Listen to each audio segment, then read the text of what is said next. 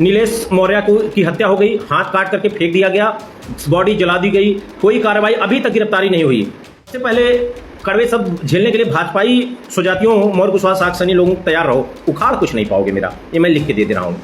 और तुम्हारे super boss आदरणीय केशव प्रसाद मौर्य जी भी बहुत अच्छी तरह मुझे जानते हैं, वो भी मुझसे बचते हैं। तो ऐसे ही प्रदीप मौर्य जो कि लोक गायक है, उसने ट्वीट किया, पुलिस पहुंच गई। या क्या शानदार उत्तर प्रदेश की पुलिस है। थूकता हूं मैं ऐसे 2 कौड़ी के ऑफिसर्स पे जो बिना अपराध के घर पे पहुंच जाते हैं। उस समय लोक सेवा आयोग पर यह लिख दिया गया, यादव सेवा आयोग। आज के दौर में किसी की हैसियत है ये लिख दे कि ठाकुर सेवा आयोग, ब्राह्मण सेवा आयोग? अगर आप लिख देंगे तो आपका घर गिरा दिया जाएगा, आपको जेल भेज दिया जाएगा। साथियों नमस्कार, मैं हूं विवेन सिंह और आप देख रहे हैं क्लाउड नेटवर्क। उत्तर प्रदेश के मुख्यमंत्री योगी आदित्यनाथ अक्सर चुनावी भाषणों में कहा करते थे, अपराधी या तो उत्तर प्रदेश छोड़ दे या फिर अपराध करना छोड़ दे। लेकिन आज योगी आदित्यनाथ की सरकार में अपराधी इतने बेखौफ हो गए हैं कि उन्हें डर ही नहीं रहा है। और ख़ासकर जो घटनाएं जो हो रही हैं वो दलित पिछड़ों के साथ हो रही हैं। लेकिन अभी का जो ताज़ा मामला है वो उस पर हम बात करेंगे कि जिस तरह से चाहे मथुरा में सैनी समाज के साथ हो, फतेहपुर में प्रिया मौर्य के साथ हो, नीलेश मौर्य बनारस में हो, ये सारे जो घटनाएं हैं खासकर मौर्य समाज के साथ, चाहे एनकाउंटर मंगेश यादव का हो, ऐसी जो घटनाएं हो रही हैं, आखिर ऐसी घटनाएं विशेषकर समाज को क्यों टारगेट किया जा रहा है। लेकिन जो सत्ता में बैठे हैं मौर्य समाज के नेता वो खामोश हैं, क्यों नहीं कुछ बोल पा रहे। आखिर उनके समाज से इतनी घटनाएं घटित हो रही हैं, जुल्म ज्यादती हो रही है, वो क्यों खामोश हैं, क्यों चुप क्यों हैं, क्यों अपराधियों को सज़ा नहीं दिला पा रहे हैं। लेकिन इसी को लेके इलाहाबाद हाई कोर्ट के अधिवक्ता एडवोकेट हृदयलाल मौर्य ने सरकार से सवाल मांगा है और सरकार पर सवाल खड़े किए हैं। उन्होंने सरकार से कहा है कि क्या यही योगी आदित्यनाथ की पुलिस है? कब आखिर मौर्य समाज को इंसाफ मिले? कब ये जो घटनाएं हो रही हैं घटित वो कब बंद होंगी? क्या यही योगी आदित्यनाथ सरकार की आदर्श पुलिस है? उन्होंने सरकार और सरकार में बैठे पिछड़े वर्ग के नेताओं से सवाल किया है, उनसे सवाल कर कहा है कि आखिर ये घटनाएं, ऐसी घटनाएं क्यों हो रही हैं, क्यों आप लोग खामोश हैं, क्यों बात नहीं कर रहे, क्यों नहीं बोल रहे हैं। आइए सुनते हैं क्या कुछ कहा एडवोकेट हृदयलाल मौर्य। जुर्म के इस साए में जुबां खोलेगा कौन, हम भी चुप हो गए तो बोलेगा कौन। साथियों, मैं advocate Hridaylal Maurya.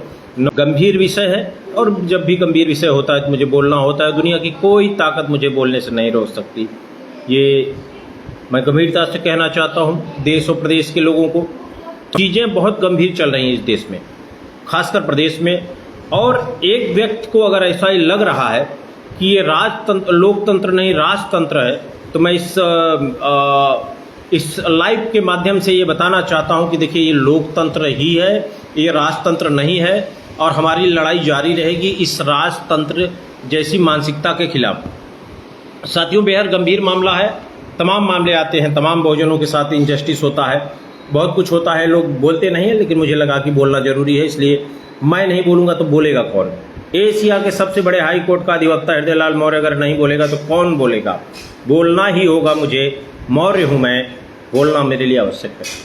OBC SC ST के लोगों को और अपने स्वजातियों को जो भी मनुवाद के प्रभाव में, भाजपा के प्रभाव में, उनको आज मेरे शायद सबसे कड़वे शब्दों का सामना करना पड़ेगा और झेलना तो पड़ेगा, क्योंकि हम तुम्हारे बाप के नौकर नहीं हैं। हमारे समाज की बेटी की हत्या होगी, हम चुप रहें, ये हमारे रक्त में कोई सवाल नहीं है। तुम्हारा रक्त अगर संदिग्ध है स्वजातियों, भाजपा के गुलामों, तो तुम बोलो। हृदयलाल मौर्य शानदार बोलता है। एक वैकेंसी की चर्चा लगातार रही, वो ऐतिहासिक वैकेंसी रही, उस पर चर्चा भी होगी। 86 में 56 SDM यादव।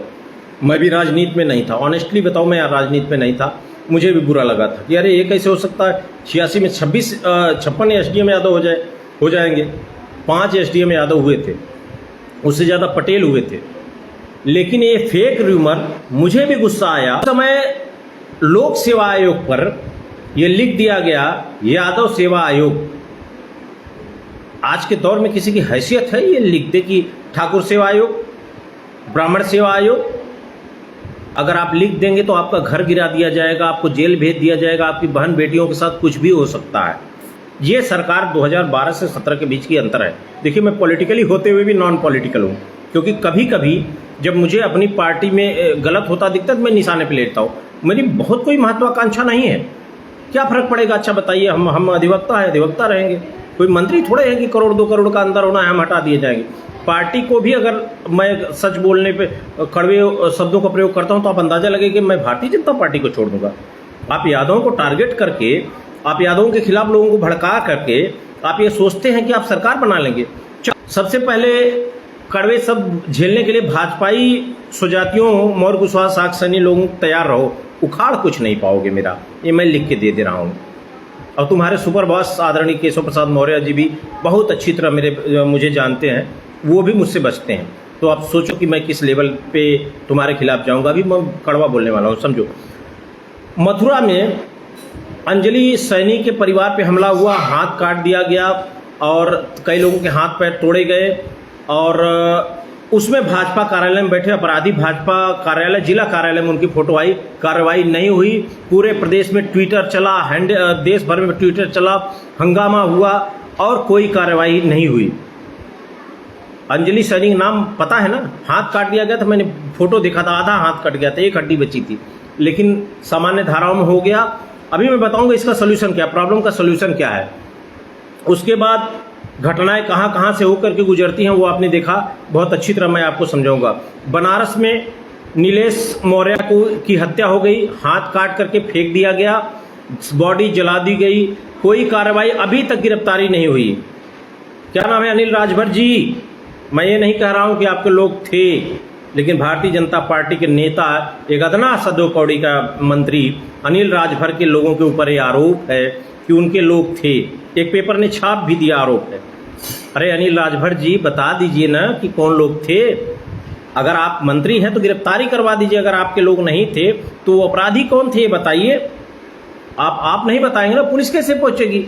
पुलिस कुछ नहीं पहुंचेगी। मैं बता रहा हूं पुलिस कैसे पहुंचती है, बिना अपराध के पुलिस कैसे पहुंचती है। मैं आता हूं, फतेहपुर वाला मामला भी आएगा, ज्योति प्रिया मौर्य का।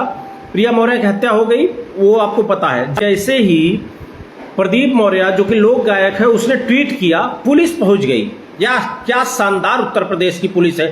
थूकता हूं मैं ऐसे 2 कौड़ी के ऑफिसर्स पे जो बिना अपराध के घर पे पहुंच जाते हैं। प्रदीप मौर्य जो कि लोक गायक है, उसने ट्वीट किया प्रिया मौर्य की हत्या पर, और पुलिस, एक सब इंस्पेक्टर और 3 सबॉर्डिनेट पहुंच गए वहां पर और कहे कि चलो। वाह योगी जी, उत्तर प्रदेश में आपसे कम संख्या तो हमारी है नहीं है। आप ऐसे खेलेंगे हमारे लोगों से, हम झेल लेंगे। अरे सरकार, आपसे बड़ा इतिहास है मौर्य वंश का, आपसे ज़्यादा संख्या है उत्तर प्रदेश में हमारी। आप समझिए इस बात को कि जहां अंजलि सैनी की परिवार पे योगी जी के स्वजातियों ने, जो कि भाजपा से जुड़े लोग हैं, उन्होंने हमला किया, हाथ काट दिया, गिरफ्तारी नहीं हुई, नहीं होगी, लिख लो। मैं बहुत स्पष्ट शब्दों में बताता हूं, मैं प्रॉब्लम पे बात नहीं करता हूं। बहुत सारे लोग दिन भर प्रॉब्लम की चर्चा करें, मैं सोल्यूशन की बात करता हूं। जब भी प्रॉब्लम हो आप सोल्यूशन की बात करिए। देखिए, ये जो कुछ भी घटनाएं हो रही हैं, चाहे मथुरा में अंजलि सैनी के परिवार पर जानलेवा हमला हो योगी आदित्यनाथ जी के स्वजातियों द्वारा, उसकी भी एक ही प्रॉब्लम है। आप बनारस में देख लीजिए, बनारस में जो घटना हुई, सबसे बड़ी घटना ये होती है कि फतेहपुर में जो 12 साल की बच्ची, 12वीं में पढ़ने वाली बच्ची आत्महत्या कर लेती है 3री मंजिल से कूद करके। उसके बाद पूरा सिस्टम लगा हुआ है बचाने में, और अगले दिन देखिए कहानी क्या है। अगले दिन प्रोटेस्ट होता है, जो कि इस देश के प्रत्येक व्यक्ति का संवैधानिक अधिकार है। और वहां पर जब कैंडल मार्च निकलता है तो कैंडल मार्च के खिलाफ FIR हो जाती है बीएनएस की डिफरेंट सेक्शंस में। मैंने बीएनएस की वो सारी धाराएं पढ़ी है, बहुत साधारण सी धारा है। अब ये जो ऑफिसर्स हैं वो सबको फोन करके धमका रहे हैं, अरे क्या कर लोगे यार, सुप्रीम कोर्ट के अभी सब के सब लपेटे जाओगे कंटेम्प्ट में कि 7 साल के नीचे के अपराध में गिरफ्तारी नहीं है। लेकिन तुम लोग क्या कर रहे हो कि सबको धमका रहे हो। अरे मैंने भी तो जहरीला ट्वीट किया है, हमको धमका लो यार, देखें किसमें दम है, फोन कर दो, बुला न लूं मैं हाई कोर्ट में तो कहना। हृदय लाल मौर्य ऐसे ही नहीं चैलेंज करता है सत्ता को। जिन धाराओं में 6 महीने की सजा, 1 महीने की सजा, 2 महीने की 2 साल की सजा, जिसमें गिरफ्तारी है नहीं, उसमें सबको धमकाया जा रहा है। तो मैं अपने OBC SC ST के लोगों को संबोधित करने के साथ साथ पूरे प्रदेश के स्वजातियों को संबोधित करना चाहता हूं। अब आता हूं सबसे अपने जीवन का सबसे कड़वा शब्द बोलने के लिए मुझे जरूरी लग रहा है, और जरूरी इसलिए हो गया है कि अगर आपका अपना भाई दुश्मन के खेमे से खेले तो दुश्मन होता है, आपका भाई नहीं हो सकता। समझिए आप बात को। मनुवादियों को देखे हो भाजपा में बैठे नीच टाइप के स्वजातियों, तो करा लेना FIR। तुम्हारा जमीर तो जागेगा नहीं। जब मनुवादी तुम्हें गरियाते हैं, लतियाते हैं, तब तुम्हारा जमीर नहीं जागता है, तो नीच कहने पर कैसे जागेगा। मनुवादी जो भाजपा में है, जब उनके स्वजातियों का मामला आता है तब भी वो पार्टी के खिलाफ जाकर के विरोध करते हैं कि हमारे स्वजाति का मामला है। तुम्हारा स्वजाति कहाँ घुस गई? इतने घटना हुई, अंजलि सैनी के परिवार में हाथ काट दिया गया, तुम्हारी जुबान नहीं खुली। नीलेश मौर्य बनारस में उसका हाथ काट के जला दिया गया, तुम्हारी जुबान नहीं खुली। प्रिया मौर्य को आत्महत्या पे मजबूर कर दिया गया, तुम्हारी जुबान नहीं खुली। मौर्यों का रक्त इतना दूषित नहीं रहा कभी, इतनी गुलामी मौर्यों में नहीं रही। अगर तुम गुलाम हो तो तुम्हारा रक्त सवाल के घेरे में है। DNA टेस्ट कराओ अपना, रक्त सवाल के घेरे में तो है। और प्रदीप मौर्य लोक गायक अमेठी और वहाँ का जो थानाध्यक्ष है, क्या नाम है, कोतवाल जास, उसने धमकी दे दी कि तुम अगर आओगे नहीं तो तुम्हारे खिलाफ FIR का। अरे क्या नाम है, जास थानाध्यक्ष, किस सेक्शन में FIR करोगे यार? कहाँ बकलोली करते हो? इस वर्दी की गुलामी इतनी भी न करो। संविधान का शपथ लिए हो, संविधान के ऊपर जो सिंबल होता है ना, मौर्यवंशियों का होता है अशोक स्तंभ, कहाँ किसको फंसा रहे हो? क्या कर दोगे? फांसी दे दोगे प्रदीप मौर्य को? अब सबसे कड़वा शब्द, भाजपा में बैठे स्वजातियों, मौर्य कुशवाहा, शाक सैनी समाज के लोगों, तुम अपने समाज के लिए बोल नहीं सकते? क्या तुम्हारे मुंह में किसी ने बांस ठेल दिया है? बुरा लगा ना? लगना चाहिए, क्योंकि अगर तुम अपने लोगों के लिए लड़ोगे नहीं तो ऐसे ही शब्दों का प्रयोग करूंगा। मेरे खिलाफ कुछ FIR नहीं हो सकती। FIR करोगे, गिरफ्तार नहीं कर सकते। गिरफ्तार इसलिए नहीं कर सकते कि मैं भी कोई अनकॉन्स्टिट्यूशनल बातें नहीं बोलता हूं और गैर कानूनी काम नहीं करता हूं। तुम FIR कराओगे, मैं जाकर के एंटीसिपेटिक बेल ले लूंगा, या फिर जरूरत पड़ी तो मैं अपीयर होकर बेल ले लूंगा। अपराध करता नहीं मैं। पैसा ऐसे अधिक संपत्ति है नहीं, पुलिस मेरा कुछ कर नहीं सकती और ED मेरा कुछ कर नहीं सकती। CBI आएगी तो चाय पिला के भेज दूंगा, पैसे ही नहीं है मेरे पास। कहां से गिरफ्तार करोगे? कहां पैसा दिखाओगे?